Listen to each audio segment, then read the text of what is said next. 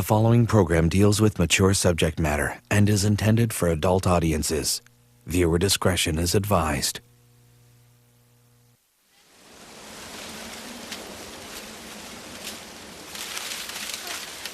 Hello? Hello? Who you looking for? Butch Patterson? Straight ahead, baby. I'm wearing a brown hat.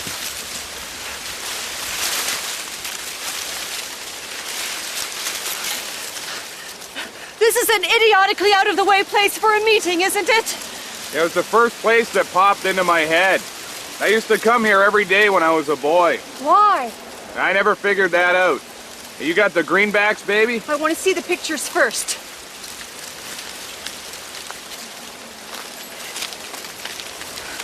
It played out just like you postulated, Sunflower. Your husband was a regular down at the strip club. He didn't mind tossing a few extra bucks towards the girls for private lessons. You get my drift. If you don't, that means he paid them to have sex with them. Why is there a photograph of you naked and holding a bouquet of flowers and an IUD? Well, after all you've been through, I figured you needed a little reminder not all men are the same. Some of us are romantics. I've got to get back. It's a 2-hour drive to the city. You ought to try walking it.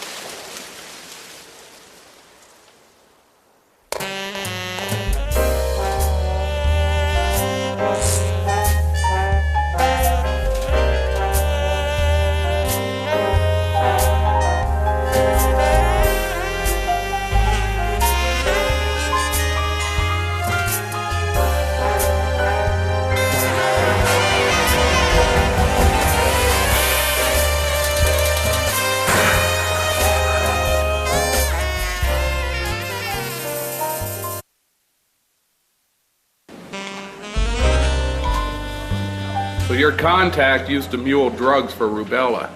Got a little greedy and decided to skim some off the top for a retirement fund. Only Tommy caught on. Now my guy's looking for a ticket out. I hinted that my boss might be willing to open his wallet if the story checks out. That don't sound too much like your boss. Well, he doesn't know about it yet. But it's a big story. I have faith in his ego. Blanche? Carolyn? Oh my gosh. You look great. So do you. I'm sorry you're with someone. That's okay. This is my friend, Butch Patterson. I had 7 desserts. I had to undo my pants. Should have a seat. Butch lives his life by a different set of standards. The kind an idiot with a drinking problem might have. I haven't seen you since you left the paper. How's motherhood treating you? That's why I'm in the city. I just had a meeting with the Board of Education about my son. He's having problems at school. Tell him to sit beside the smart kid. That way he ain't never got to read no books. He is the smart kid. Well, there's your problem, lady. Nobody likes a little brown-nosing prick. And no offense, but your kid sounds like the king of the pricks. What's the problem? Every year they have this reading drive. You collect sponsors and they give you money based on how many books you can read in a certain time frame. Billy always has the most sponsors, but every year he finishes second. It wouldn't bother me except it always goes to the same kid, Margot something or other. Any luck with the school board? Not unless I can produce some concrete evidence that this Margot kid is on the take. Sounds like you need to get your hands on a good dick. You should be more careful about who you hit in the future. Not all men are as refined as me. Now, if you'll excuse me, I'm gonna go to the washroom and freshen up.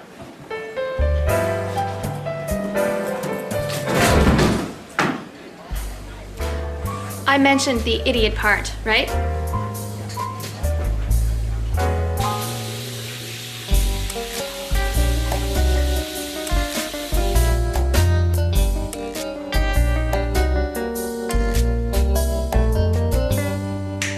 Hello, handsome.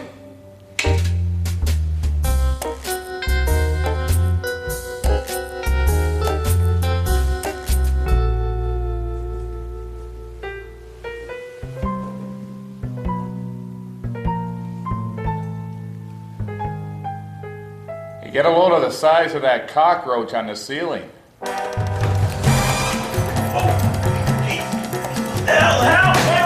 Hey, what are you doing? Hey, help!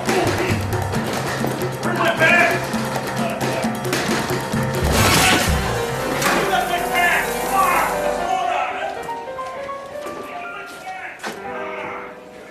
on! Stay away from the special. This one's on me, ladies.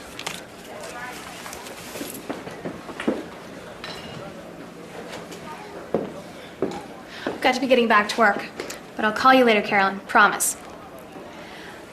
Trust me, once you cut past the stupidity, insecurity, abject sexism, premature ejaculation, the drinking, and that whole petting zoo thing, he's not a bad guy.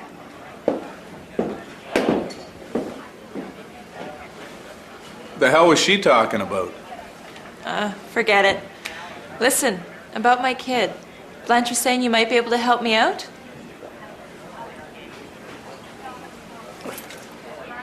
You know, Buzz Aldrin wore this hat in the moon.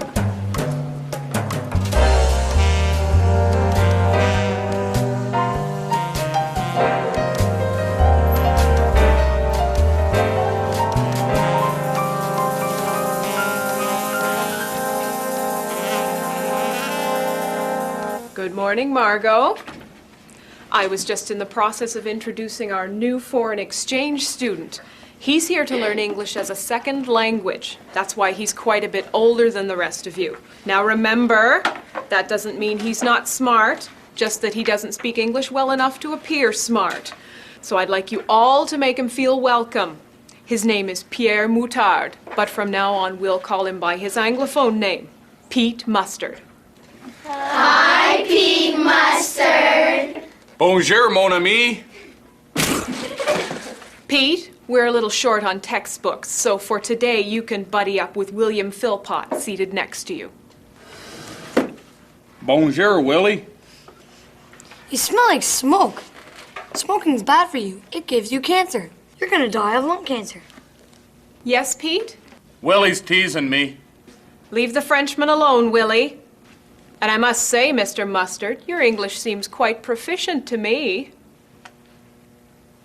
Well, I picked up a bit of conversational back in the homeland. But I suck the hind tit when it comes to grammar. Well then, to get a better gauge of your skill level compared to the rest of the class, why don't we have a pop quiz worth 95% of your final mark? Sacre bleu!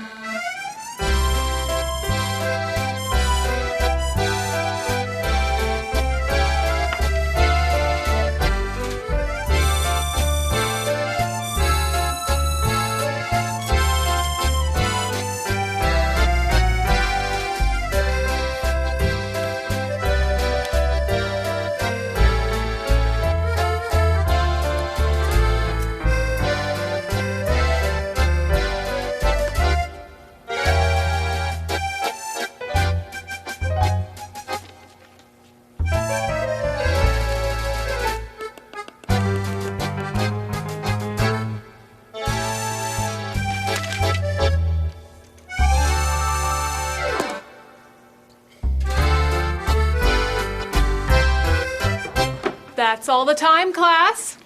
Hand in your test papers on the way out to recess.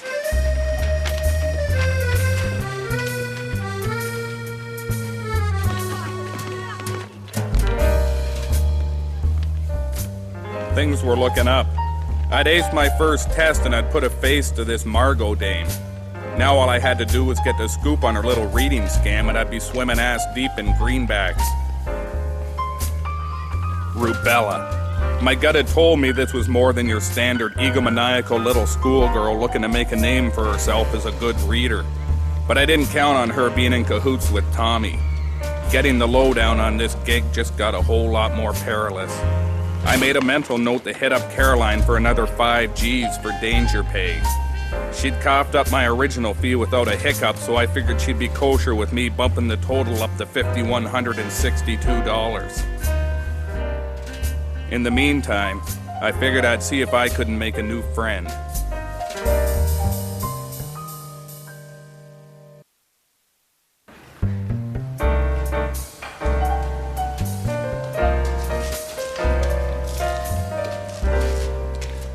Are you the reporter lady? Blanche du Maurier. I want to see the money. Not until I verify your story first. Maybe I should forget it. Tommy has his ways.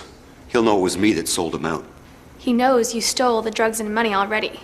Tommy's going to kill you, with or without my story. At least I'm giving you a chance at getting away. Deal? I want protection for my kid, too. Enough money to get started. New haircuts, tap lessons, everything. What about her mother? She was mauled to death by sea lions. I've always suspected rubella was involved. The cops ruled it an accident, but they didn't know her like I did. She hated the ocean, and there was no way she would have that much halibut in her purse. Like I said, only if the story checks out. So, do we have a deal?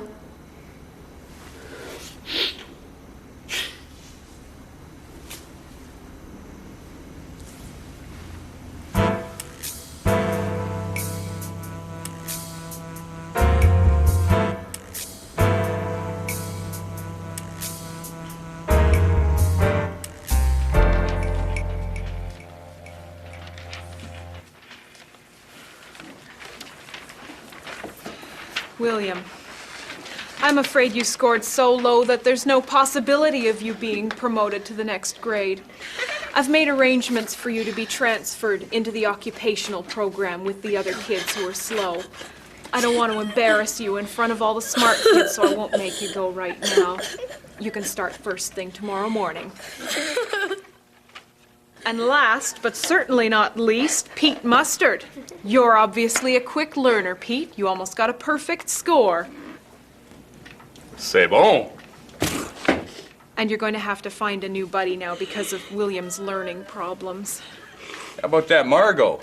I hear she's smart as a whip. I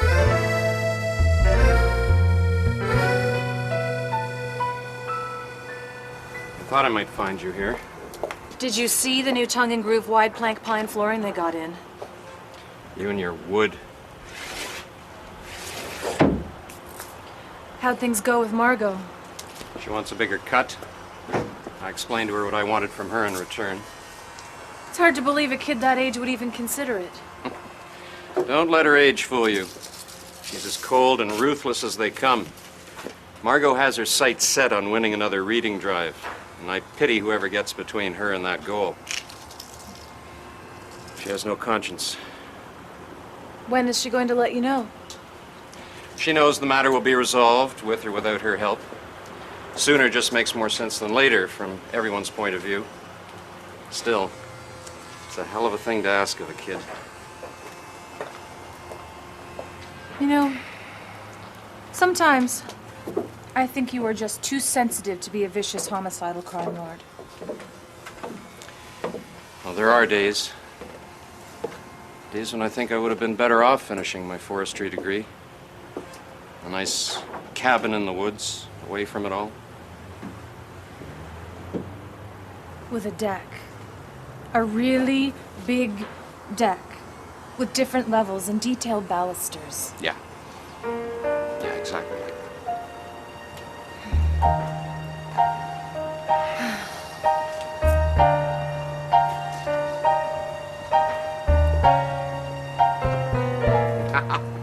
Who's kidding who, though? I'd miss the killing and extortion. Me too. Me too, honey. Come on, let's go grab a hoagie and have sex. That always cheers you up. So even though I spent my whole life dreaming of meeting my biological father and forming a friendship with him, when I found out it was you, I changed my mind.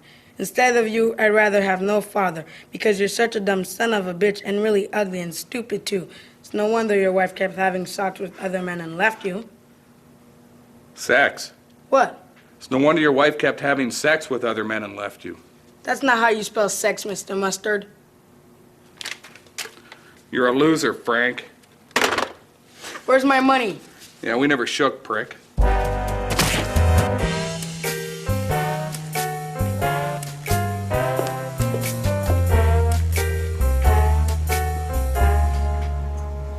Little bastard sucker punched me. The message you left on my answering machine didn't make much sense. What do you want? Not here. Come on.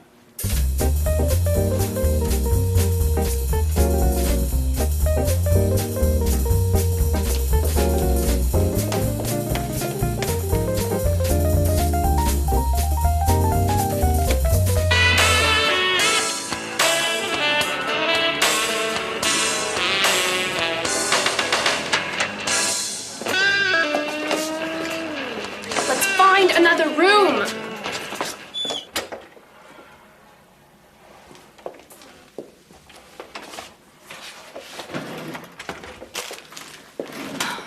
So what was so important I had to drop everything and rush down here? You better tell your friend to be real careful. She's about to open a very dangerous can of worms. What are you talking about, Butch? Tommy Rubella. He and his Margot dame have some sort of unholy alliance. My guess is she was looking to short track her way to the top of the reading drive. Got in over her head. What's her last name? I don't know why. Because I'm willing to bet it's Calhoun, and that the guy I'm pushing for information is her father. Looks like the apple don't fall far from the tree. How do you want to play this one, baby? I need you to find out Margot's last name. If it is Calhoun, be real careful. I don't want her old man skipping town before I get the information I need. Look, I got gym class in 5 minutes and I still gotta change. I gotta get going. I'll meet you at your office after school. In the meantime, see if you can find out Margot's last name and how she's fixing the contest.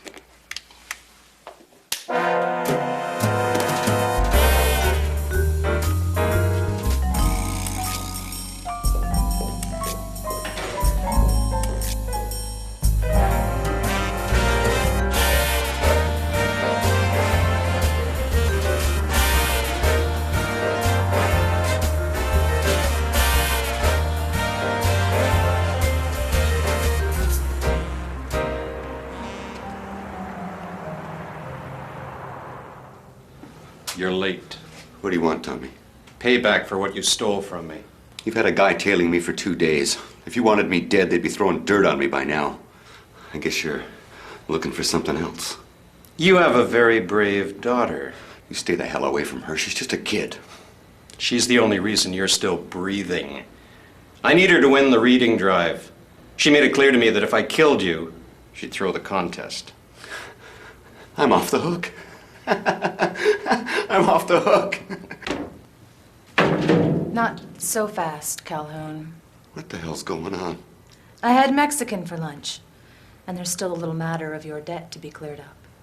You met with Blanche du Maurier earlier today. She's increasingly becoming a nuisance for my business concerns. She and her alcoholic, prematurely ejaculating friend, Butch Patterson. Kill them both and your debt'll be paid off.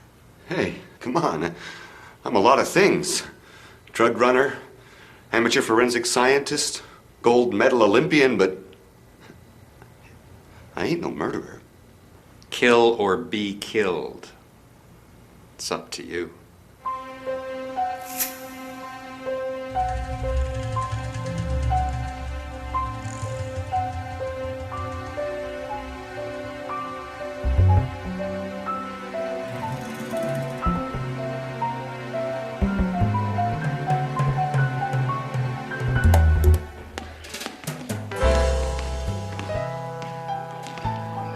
You say we get together after class. I'll remind you why God gave you woman parts.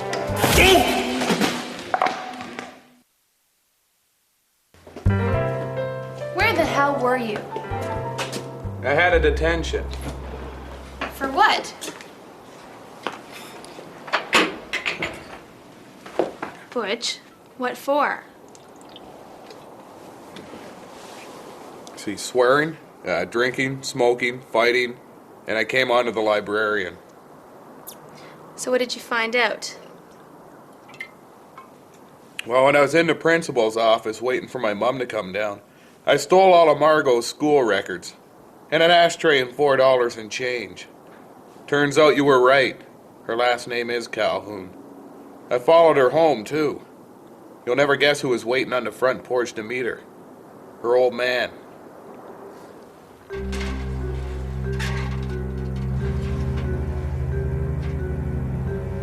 Something's up. Rubella must have turned down the heat if the guy was willing to put himself out in the open like that. My guess is he cut a deal on the side. Why would Tommy deal with the man who double-crossed him? I figure he cut the deal with Margot. Tommy can't win the raiding drive without Margot's help. I think Margot cut her old man some slack by threatening to take a dive. Tommy wouldn't just let him walk. My man doesn't have the money it takes to make amends, so I figure Tommy must be pushing him for something else.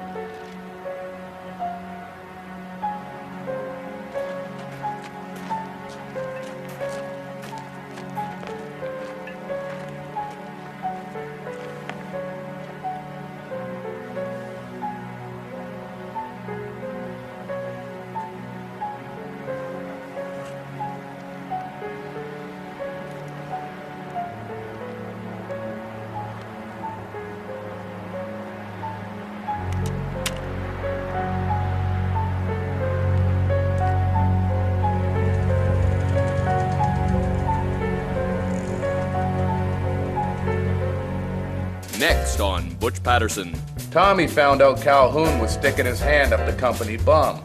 Tommy puts a mark out on Calhoun's ass. Some wise ass looking to make a name for himself gives Calhoun a lead enema and ends up collecting a paycheck big enough to put him ass deep in cash up to his genitals. That's a lot of anal and penis references for one sentence, Butch. Thanks. I want my money back, Patterson. Go to hell, prick. I've had it up to my ass with your little cock and bull story, you lying prick. You better start telling me the truth, or so help me God, I'll kick your ass. That's a lot of penis and rectum references for one sentence. Thanks. You're not a very good waiter. Long time no see, prick. I'll have 15 gin and tonics.